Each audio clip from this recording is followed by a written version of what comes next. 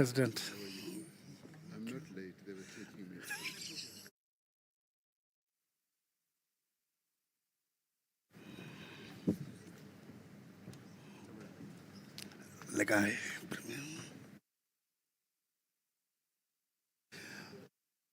Yes, while we remain standing, I'm going to request that we come to full attention and request that we sing the national anthem of our republic.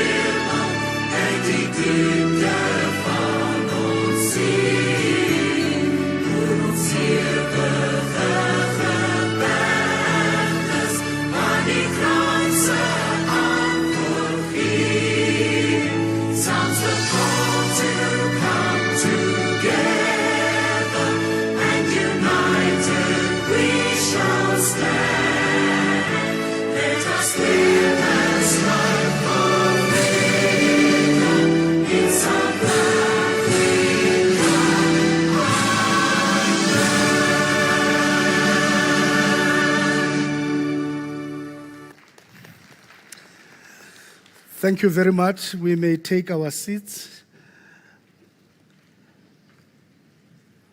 Ladies and gentlemen, allow me to recognize the following dignitaries and those who are present with us today.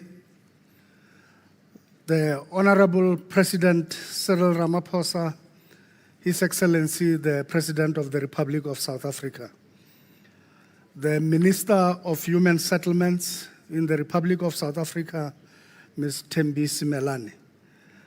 The Chairperson and members of the Parliamentary Portfolio Committee on Human Settlements, the Deputy Minister of Human Settlements in the Department of Human Settlements, Ms. Thandima Hambetlala, and the Deputy Minister of Human Settlement, or Deputy Minister of Cooperative Governance, Dr. Namani Masemula, the Premier of the Province of Gauteng, the members of the Executive Councils responsible for the portfolio of human settlements in all the 9 provinces, the representatives of the Government of Kenya, the Chief Engineer and Delegation of the People's Republic of China, the representatives of the African Union Center for Housing Finance, and representatives of Shelter Afrique, and chairpersons of boards of public entities of the Department of Human Settlements and of other sister departments in government and other board members, heads of provincial departments of human settlement, deputy directors general of the Department of Human Settlement, chief executive officers of the state-owned enterprises and other public entities, mayors of the metropolitan municipalities and other municipal governments, representatives of the national and provincial houses of traditional leadership and other traditional leaders, members of the mayoral committees and municipal governments responsible for human settlements, chairperson and members of the Ministerial Advisory Panel, representatives of other sister departments present here, representatives of the academia, research institution, system owners, and other institutions in the innovative building technologies sector, and representatives of non-governmental organizations operating in the human settlement sector, chairperson and members of the IBT task team, delegates, and all other participants. Welcome to the IBT Summit, whose purpose and intent is to mainstream innovative building technologies in the human settlement sector. I now take the pleasure to invite to the podium Mr. Panyaza Lesufi, the Honorable Premier of the Gauteng Province, to open and welcome everybody to the summit. Thank you. Thank you so much, DG. Truly appreciate it. Amase. Thank you so much, DG. Truly appreciate it. Our Honorable President, thanks for the moment, President, to come here. I hope it doesn't bring memories of G20 to be here, President. We truly appreciate that. Minister and Deputy Ministers that are present, honored guests, and those that are coming from outside our province, and those that are coming outside our country. Ladies and gentlemen, in Gauteng we have this belief, and this is a very important belief that propels us literally every moment we find ourselves with people like you. That Stone Age didn't end because that generation ran out of stones. Stone Age ended because new ideas were developed.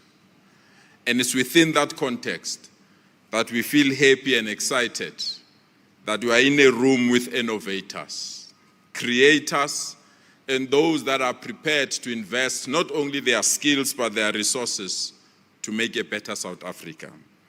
We are not only excited that you are in the terrain to ensure that human settlements become better. We are not only excited that you are in a terrain where people are getting ready to leave the past and create the new. We can't be in a society where people still drown in water. We can't be in a society where people still struggle to get a better house.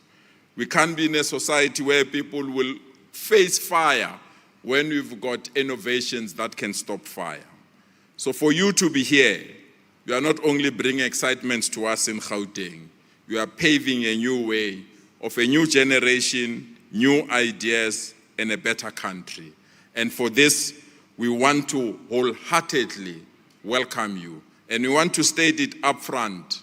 If the idea is damn good, please know that Gauteng will be on that list. With those few words, you are all welcome. Thank you so much.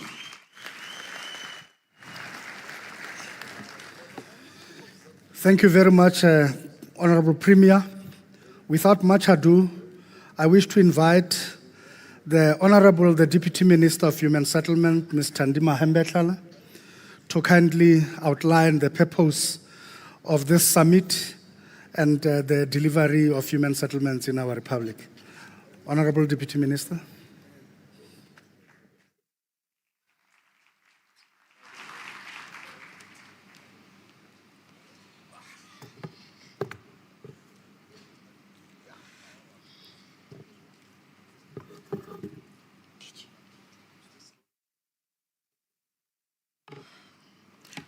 Thank you very much, Program Director.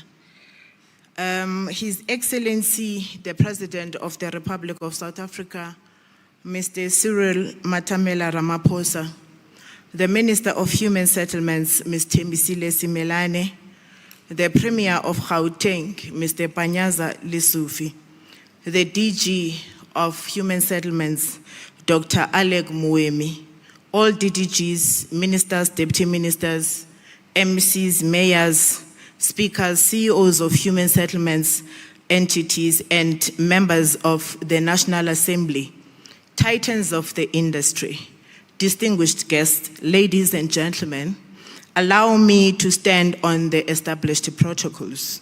Program Director, Today, we are reminded of the wise words of Thomas Sankara when he said, I quote, "You cannot build a just society using unjust methods," close quote. It is both an honor and a profound responsibility to welcome you to the Innovative Building Technologies Presidential Summit 2026, the first of its kind, marking a defining moment of our national journey to transform human settlements and to reimagine how we build a just, resilient, and inclusive South Africa. We gather in this auspicious occasion where the will of the people is given expression, where the weight of history meets agency of the present, and where the decisions taken echo far beyond these walls. It is therefore fitting that we convene here for this highly anticipated Innovative Building Technologies Presidential Summit at a moment when the future of housing, climate resilience, and social justice demand decisive action and leadership. We gather not merely to change ideas, but to take decisions that will shape the lived reality of millions of our people. This summit is not about innovation for its own sake, but about action. It is about delivery, restoring dignity, protecting life, and building future that is equal to the challenges of our time. Honorable President, South Africa stands at decisive crossroads. On one path lies the familiar burden that is a growing housing backlog, rapid urbanization, increased migration, rising pressure on land and infrastructure, and communities still await for safe, dignified shelters. On the other path stands a changing climate that no longer speaks in warnings but in disasters, floods that wash away homes, fires that leave families destitute, storms that destroy livelihoods, heat waves that deepen inequality. These realities do not fall evenly. They fall hardest on the previously disadvantaged and those already pushed to the margins of our cities and towns. Inevitably, climate change has become a development issue. If our development path is to remain sustainable, inclusive, and resilient, then we must transform not only what we build, but how we build it. Innovative building technologies are no longer experimental. They are obligatory and central to our national response to the housing backlog, climate adaptation, quality assurance, industrialization, and job creation. They represent a strategic shift in how the state meets its constitutional obligation to progressively realize the right to adequate housing. They offer faster delivery, greater durability, climate-resilient materials and systems, lower carbon emissions, localized manufacturing, skills development, and cost efficiencies across the full life cycle of housing. Across the world, ladies and gentlemen, and increasingly here at home, IBTs have proven that innovation can save lives, protect infrastructure, and strengthen communities against the growing threats of extreme weather. Our task is to move IBTs from the margins to the mainstream, pilots to policy, exception to standard practice. This summit brings together a unique coalition of stakeholders from human settlements, including regulators, certifiers, government officials, financiers, researchers, developers, community leaders, and private sector representatives. Their presence and participation is not just a symbolic gesture, it is rooted in practical experiences such as regulatory uncertainties, stifling innovation, certification and testing delays holding back progress, procurement processes including new tech, skills gap in installation, inspection and maintenance, limited municipal and community awareness, disaster risk not being affected in planning. Our pre-summit discussions highlighted that mainstreaming IBTs is an ongoing national transition requiring political commitment, institutional alignment, and accountability. The summit aims to adopt the IBT Social Compact, a new collaboration framework for the state, industry, and society to transform housing delivery. This compact will clarify roles, address regulatory hurdles, enhance standards, integrate climate resilience, and support local innovation and investment. Our pre-summit discussions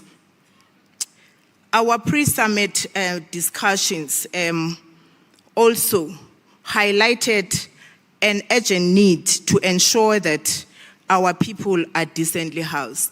Let us seize this moment to build a South Africa that is worthy of our highest aspirations, just, resilient, and inclusive. Thank you very much, Program Director.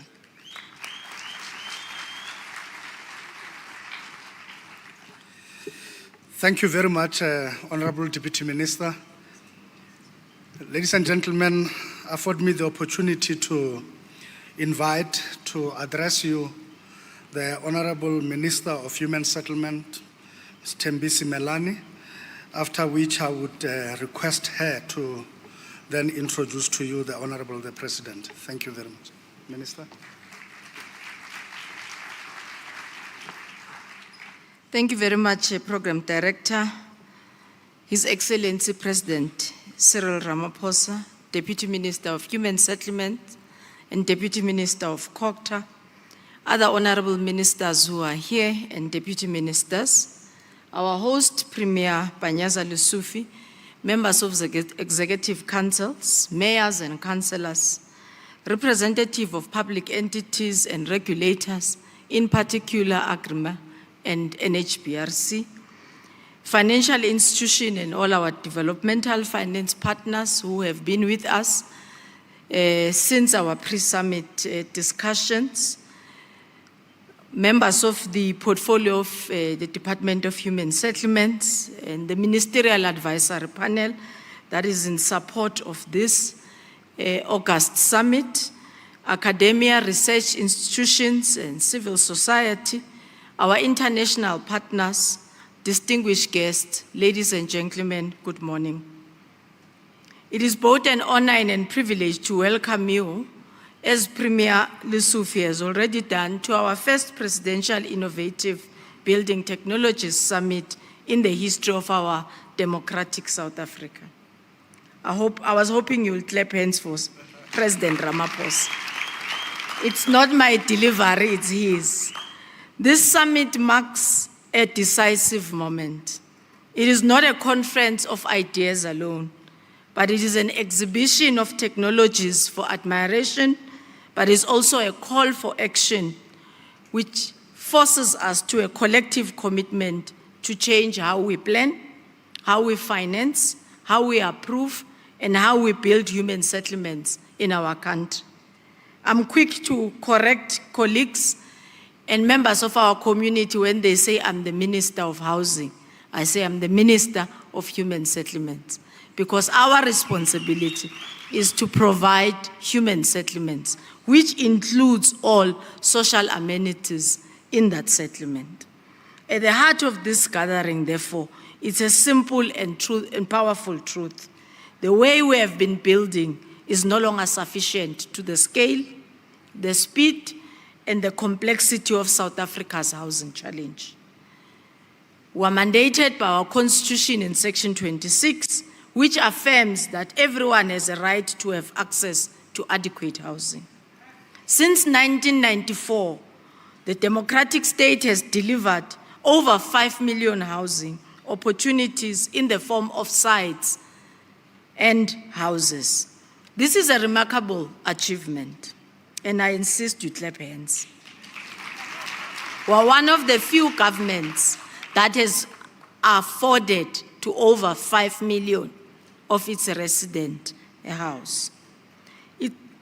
Yet we cannot deny that stubborn reality which says to us we still have people, around 2.5 to 3 million, President, in our HSS system, which is our housing system, which informs and creates a database of people who need houses, who are mainly the elder, people with disabilities, and child-headed household.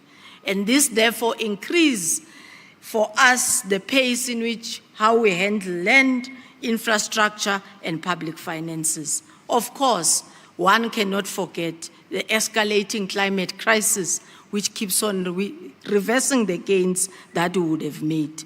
So these realities compel us to ask, can we continue on yesterday's construction methods to solve tomorrow's problem? The answer is clear. We can never continue in that way. So South Africa is urbanizing at a very rapid pace. By mid-century, it is estimated that 80% of our population will be living in urban areas. So too often this growth manifests in informal settlements located on the floodplains, unstable slopes, and environmentally degraded land, placing the poorest household directly in harm's way. Honorable President, currently we have mapped all our informal settlement, and we can say to you, we have got 4,075 informal settlements in South Africa. With the metros taking the largest share, eThekwini, city of Johannesburg, and Western Cape, city of Cape Town, and lastly, Ekurhuleni. But the other 30% can then be shared by the other provinces. What does that suggest? We are experiencing congestion, and we are experiencing, if we don't plan rapidly and deliver rapidly, that every open space, whether it's a park, whether it's an open space not intended for human settlement or for housing, being turned into informal settlement. I visited eThekwini, Ward 68, where there is an informal settlement in a graveyard. The residents have turned a graveyard into an informal settlement. It has over 328 shacks. I visited last year. I'm not sure how many has been built to date. So the reality therefore demands that we are climate resilient in our infrastructure, we are energy efficient, we use our water wisely and our engines for green economy to ensure that we participate as well in priority number 2 of ensuring that we are engineering the growth of our economy. The context of IBT and the summit therefore refers to the building systems which we have developed and we have taken through a process that both NHBRC and AGRIMA has done and undertaken in the department to assist us to be able to roll out. And Premier Panyaza, next to you, some of the facilities that have already been approved are being utilized in Gauteng.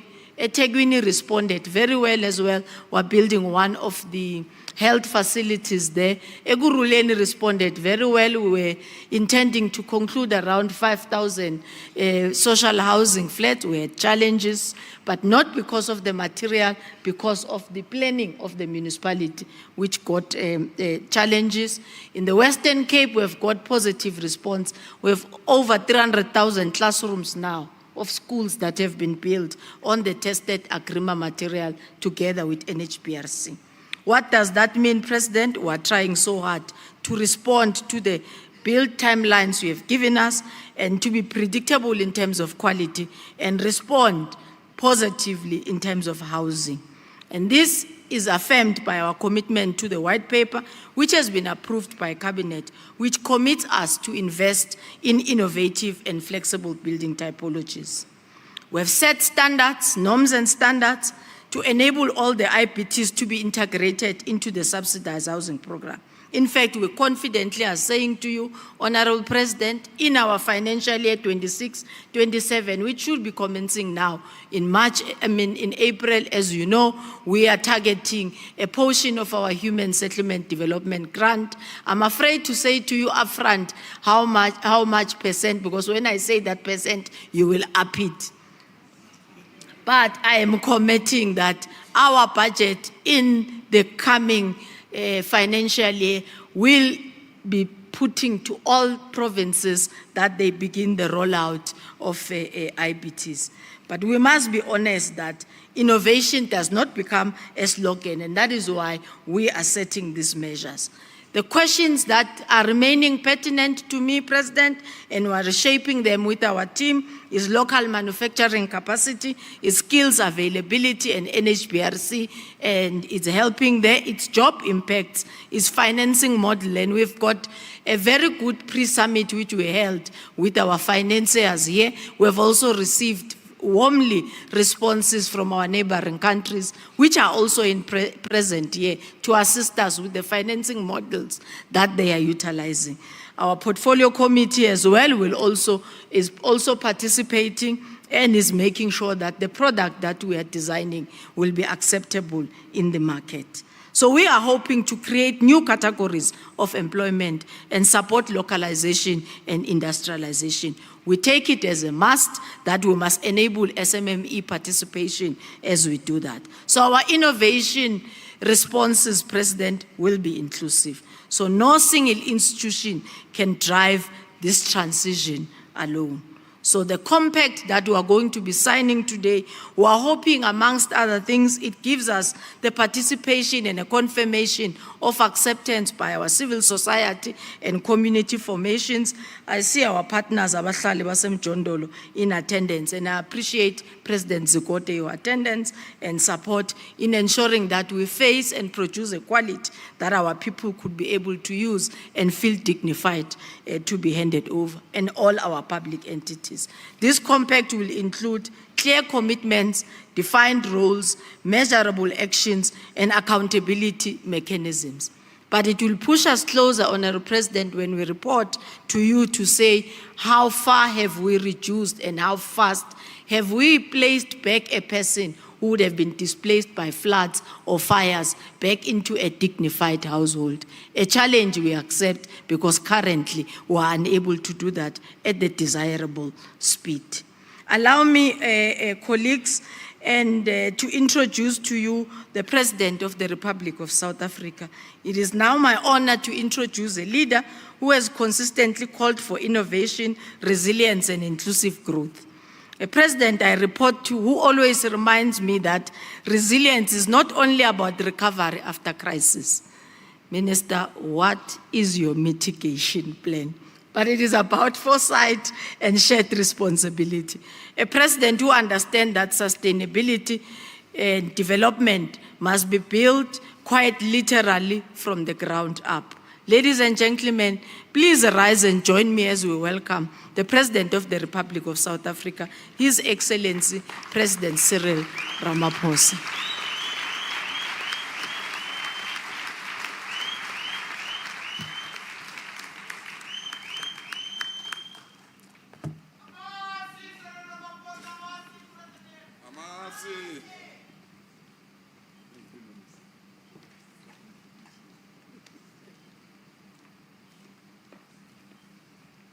Thank you. Let's be seated, please.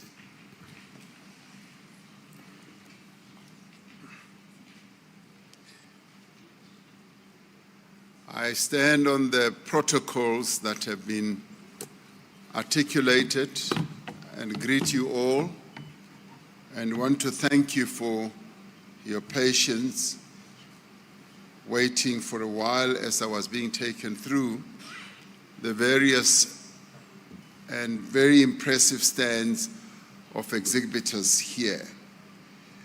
It is a great pleasure for me to be at this summit. This is a very important summit brought together by the Department of Human Settlement, a summit that is being attended by the people who do the real work of providing houses or human settlement solutions to our people. This is critical, particularly in the environment in which we live in now and at the time that we are living through. The right to adequate housing is, as we all know, and we should know this because all of us as South Africans should be knowing our constitution backwards and forwards.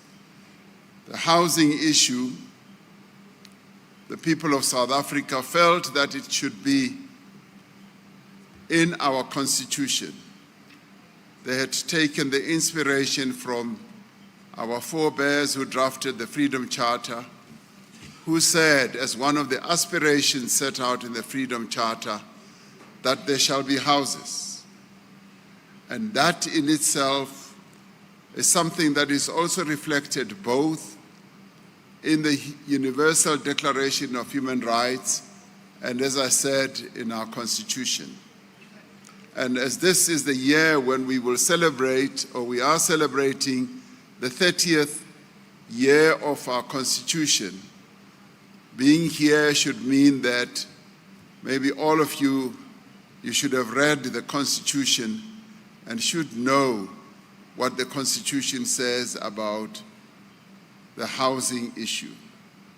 Having shelter that provides privacy, safety, and freedom is inextricably linked to the whole issue of human dignity that is so well articulated in our Constitution. Housing is not merely about shelter, but it is also about belonging. It is also about identity, about security, and about opportunity. But more than that, it is also about value, ownership, where people inherently have the need to have value in their hands and to own something. South Africa, like many other countries in the world, faces a growing demand for housing. You heard the minister say almost 80% of our people in years to come, and in fact in few years to come, will be living in urban areas. Since 1994, the democratic government has been able to provide more than 5 million housing opportunities, as defined also by the minister, and as also articulated by the deputy minister when she was talking about what the intentions of this summit are. And as I travel around the world, I always ask other government leaders, presidents and prime minister, I always ask them, what do you do for housing for your people? Do you provide free housing, build houses and give them to people free? And in the main, they always say, no, we do give them a subsidy. And we do support in this way and that way, but in the end, people still have to pay for their own houses.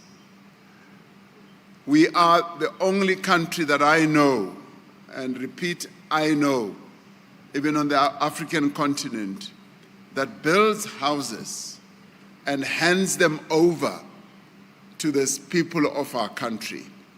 We have done so now, and if you include all the issues of housing opportunities, being sites and build houses, we've done that to 5 million households.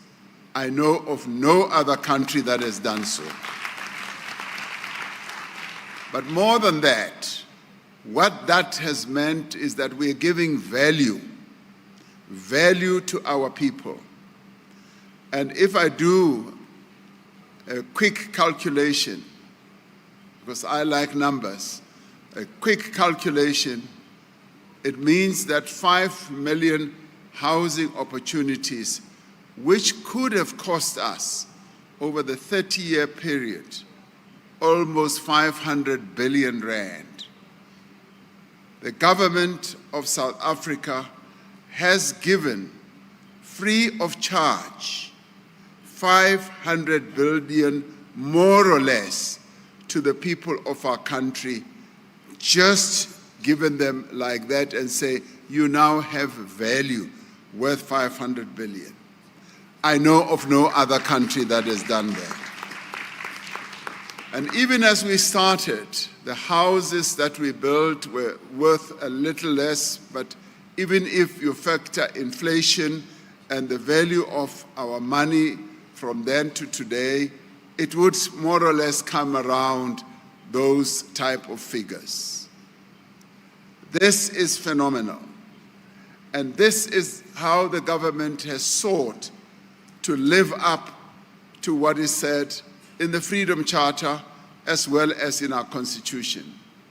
This achievement stands amongst the most ambitious social programs on our continent, and it has transformed millions of lives. Yet, despite this progress, more than 2.5 million families are today still on the waiting list for housing throughout the country. Now, if you were to think that we would need to provide, say, 2.5 million houses or 3 million houses, that would easily cost us at 100,000 rand, and just a rule of thumb, a house, it costs more these days. It would mean that we've got to provide 250 billion to possibly 400 billion that we still need to spend to house the nation. This is a phenomenal task. Inadequate supply and limited land availability, the rising construction costs, as well as the delays in project delivery are all contributing to a situation of scarcity of delivering houses. This has a number of consequences. For the middle class, prices and rents are being pushed upwards. It is the middle class that is able to go to a bank and get a mortgage and fund their own housing. And one of the great things about our democracy is that the governments, the administrations that we've had, have created a middle class, and more importantly, a black middle class, which did not exist during the apartheid years. And this is real progress, that a black middle class has come to the fore. They now buy houses, but at the same time, government has an obligation to provide houses for those who are poor and who are not able to provide their own houses. For the poor, the homeless, and the proliferation of informal settlements, as we have 4,700 informal settlements. These are exacerbating already dire conditions in our country. The delivery of basic services to unplanned settlements is stretching the capacity and the resources of our government. Rapid urbanization, as we had, and population growth, the whole issue of migration, people moving into our country, but also climate change, are reshaping our human settlements on an unprecedented scale. It is estimated that by 2050, nearly 8 out of every 10 South Africans will live in the cities. Many will live in informal settlements, often located on vulnerable land because those pieces of land where they go are prone to floods, to droughts, to heat stress, and environmental degradation. And also because the planning processes in our cities and our towns is not up to standard. The town planning area is what we have been neglecting because we just allow people to go and build wherever, even to places where it is dangerous for them to build. We therefore must return back to proper town planning processes, where town planning will be the order of the day and where people do not just say, I am going to build wherever I want because it is a danger to them. In recent years, many parts of our country have borne the brunt of climate change. It is always the poorest and the most vulnerable who suffer first, but more importantly, or worse, who suffer the most. If we continue to build in the old way, on the same land, with the same vulnerabilities, using the same methods, the same materials, then we are not solving the housing challenge. But we must make a change. And this is a time when change must happen in the light of increased population numbers, in the light of climate change, and in the light of various technological changes. We must embrace the tide of technology. Technological progress has now come upon us. Premier Lusufi correctly says, and this morning he was showing off a little bit of how he can become clever now and again. And he says, you know, people in the Stone Age did not stop using stone because they ran out of stones. He says because new technologies came. So when he sat down, I said, boy, where's Koa Hamunati? Where's Koa? Now, this is a social imperative, but it is also an economic necessity. The right to adequate housing must not be the sole privilege of those people who have money. It is an aspiration for all that our Constitution compels us to progressively realize that there shall be housing. Our forebears who paved the way in terms of ideas are the ones who said there shall be houses and there shall be comfort. This summit has been convened because it is time to think differently. We have to think beyond traditional ways of building. We have to think beyond just brick and mortar. We must embrace technological solutions that enable housing to be delivered faster, better, and at scale.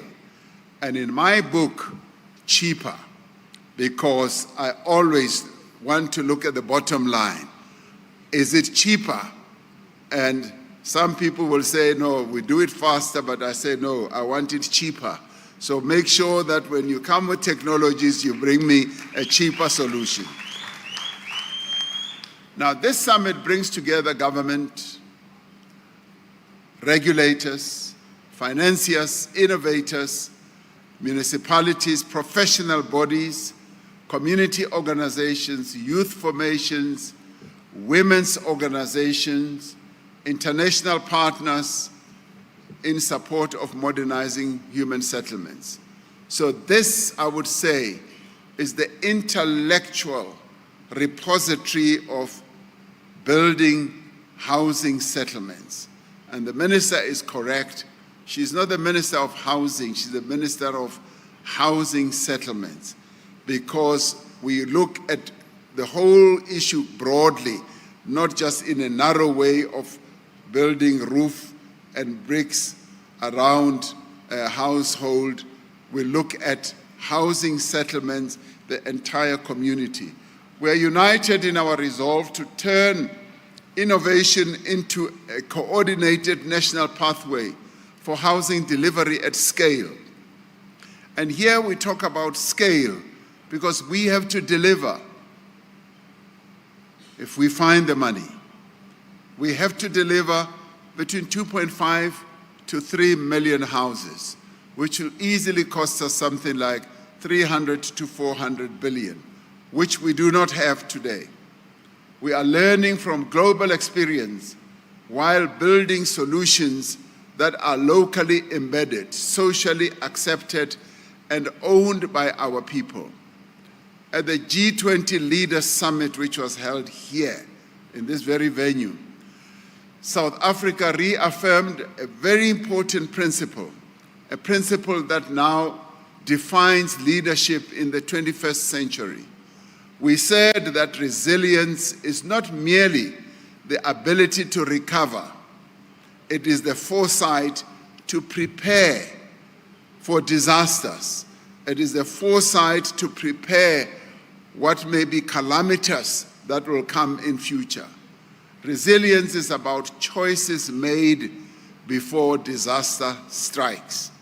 That is the message that we put to the G20 leaders who were gathered here, that we need to have a type of resilience that enables us to prepare for disasters and not only react to disasters, but also to ensure that we have the financial resources to address those disasters that will befall us. It is about building systems that protect lives. It is about building systems that conserve resources and endure over time.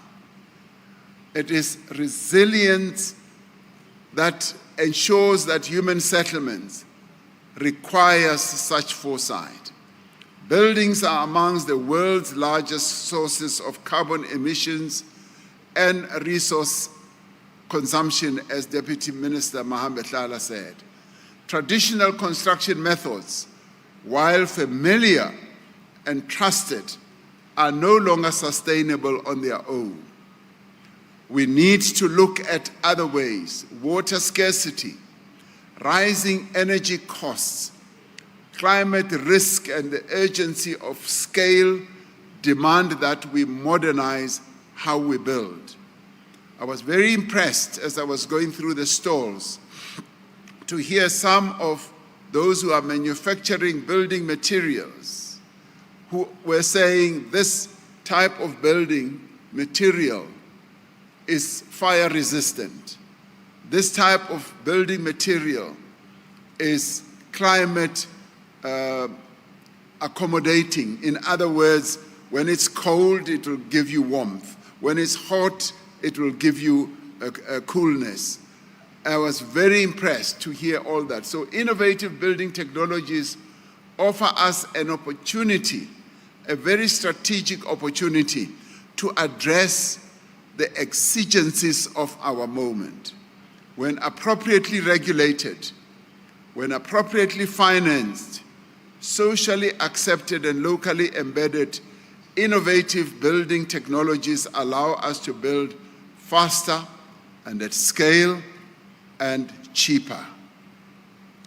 They enable us to reduce carbon emissions and water use, improve energy efficiency, and enhance durability and quality. And also, just on water use, I went through one of the stalls and they were showing me how they've now come up with new technologies for building toilets and the utilization of water in toilets, how toilets can use minimum water and still be able to give us the dignity that we need as human beings. So innovative building technologies are becoming and have become an essential part of a diversified, modern construction system capable of meeting today's challenges. And Minister, as now we deliver houses, we must be asking those who are in the construction industry, are they utilizing technological methods of delivering houses? And I would argue that if they are not, they should be at the bottom of the list. We now want those who are going to use modern technologies. We must move with the times, like what Premier Lissufi was saying. Those who were using stones, it's not because stones were no longer in great supply. It was because technology had moved. But he didn't tell us where technology has moved to.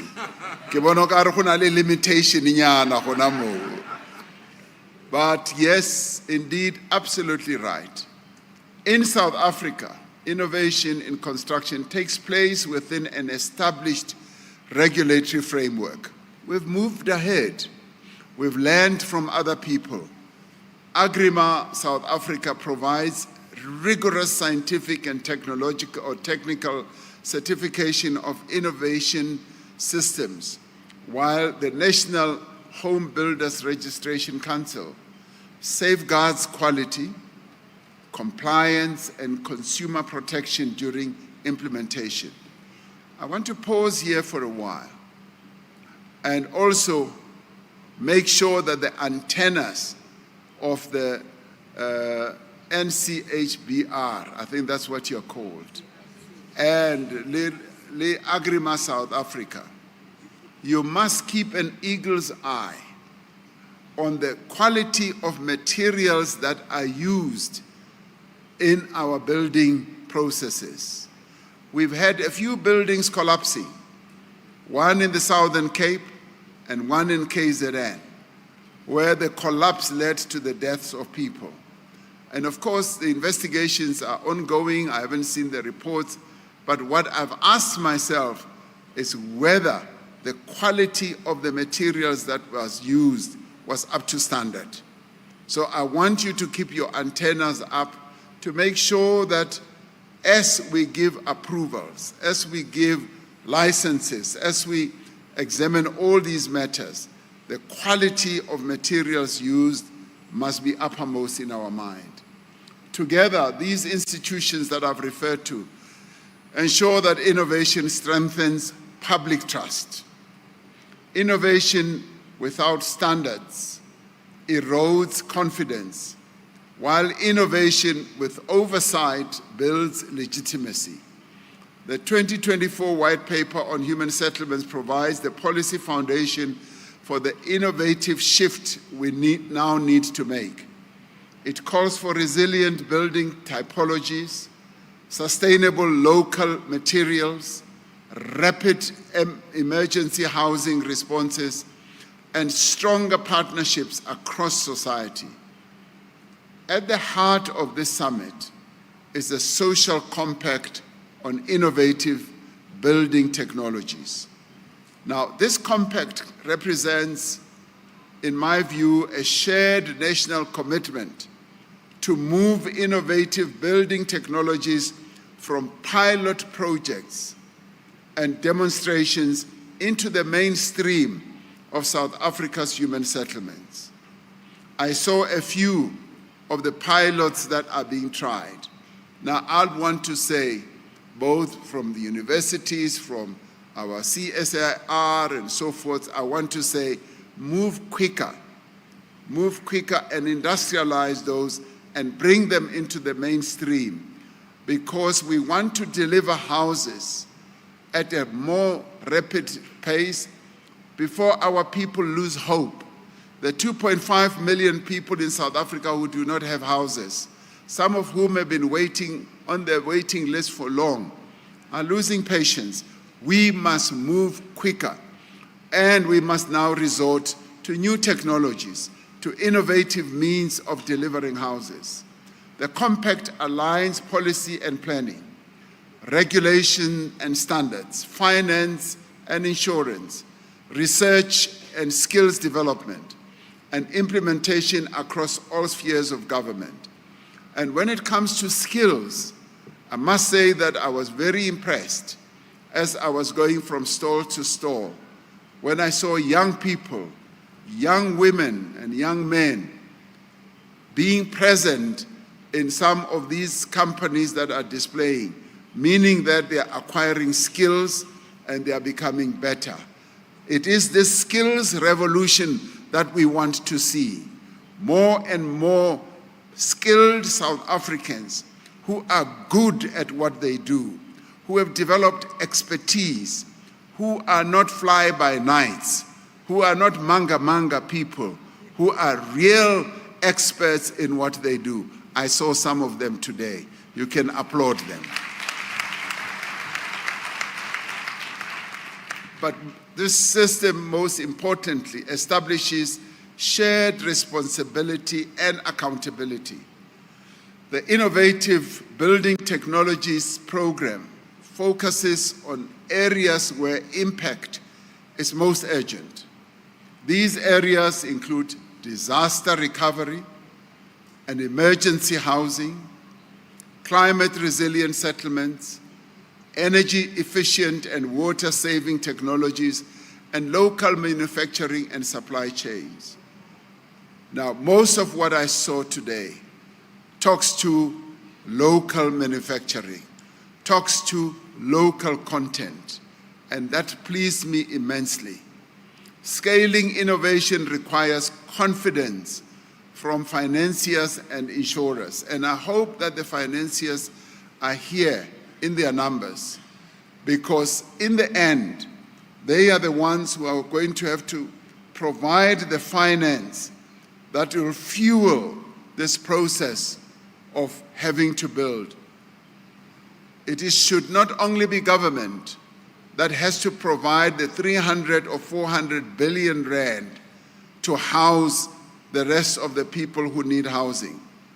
The private sector, the financiers must come in as well, and together we must build a financial system that will be able to give dignity to the people of our country.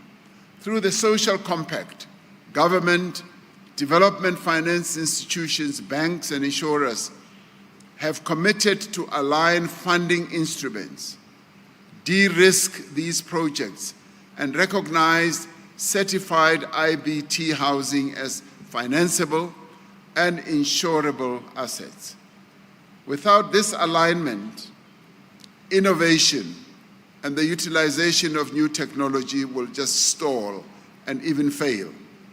As we proceed along this path, we need to address the concerns that these innovative building technologies will cost jobs. We must work together to protect jobs. In fact, they must be job creators. We must draw on the international experience that shows that innovation does not eliminate work, but rather transforms it, and in fact should be seen as adding to it. International experience shows bricklayers becoming technicians, contractors becoming manufacturers, and communities becoming producers, not just beneficiaries. Innovative building technologies enable us to align housing delivery with technical training, artisan development, digital skills, as well as local manufacturing. We must be building a very positive and successful ecosystem. Through this, we must provide opportunities for young people, in particular, to learn, to get the skills that they need to get to work. We must use this transition to address the persistent exclusion of women from the built environment sector. Through targeted procurement, access to finance, and support for women-owned enterprises and cooperatives, innovative buildings technologies can create space for women as entrepreneurs, as innovators, and indeed as owners and as leaders. Inclusion must also be built into the design of our settlements. For persons with disabilities, housing is about access. It is about independence. It is about dignity. That is what it should be about. Now, innovative building technologies allow universal design principles to be integrated from the outset, not retrofitted as an afterthought. This summit must talk to all these things. We must be designing settlements and not just blocks of houses that have no soul. We must be building settlements that are well attuned to meeting the human needs of our people. Needs such as a living abode, needs such as an entertainment area, a relaxation area, an area where, yes, they can move around safely. Safety must be one of the key requirements. They can go and shop, they can go and worship. Children should be able to play well in those human settlements, and they must be well educated. So this summit is a commitment to action. The social compact will guide coordinated implementation, supported by structured governance, monitoring, and accountability. Delivery is now the measure of our seriousness. Resilience is the difference between recovery and repeated loss, between dignity and displacement, between success and failure. We have the technology to build for the present and to be prepared for the future. Now we need leadership. We need partnerships.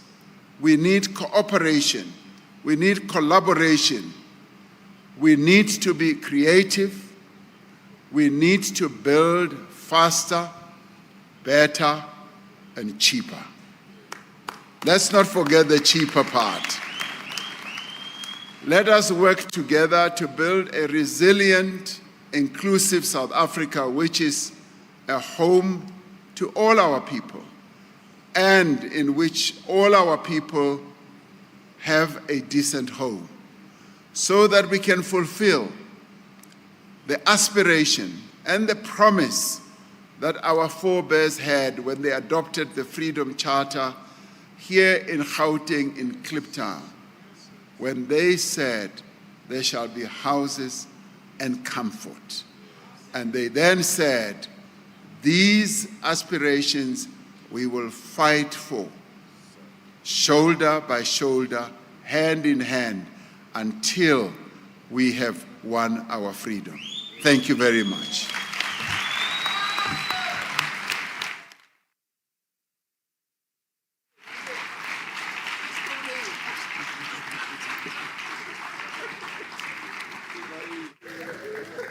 Thank you very much, and thanks to the Honorable the President.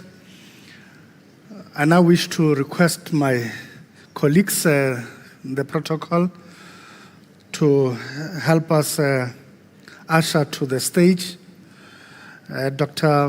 Masemola, the Deputy Minister, kindly ascend the stage, and may I also request the members of the executive councils from the various provinces to also come onto the stage, and the MMCs for human settlements to also come to the stage.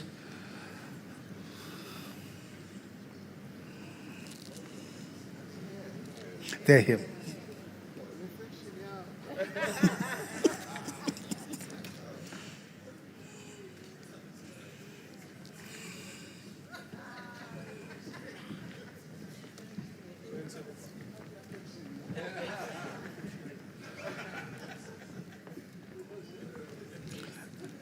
Chair of the Portfolio Committee.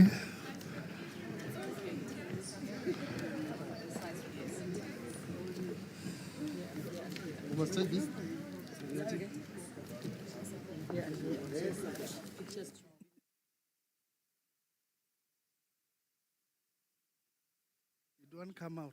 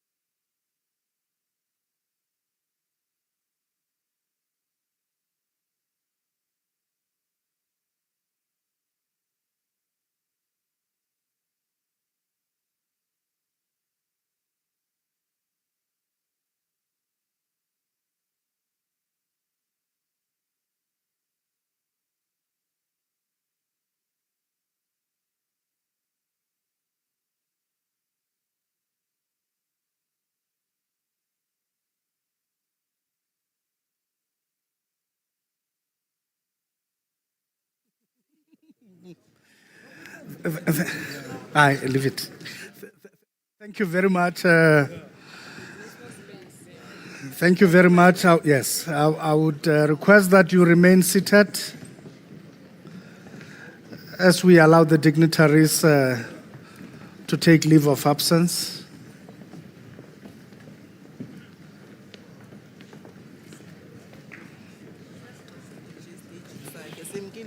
Okay.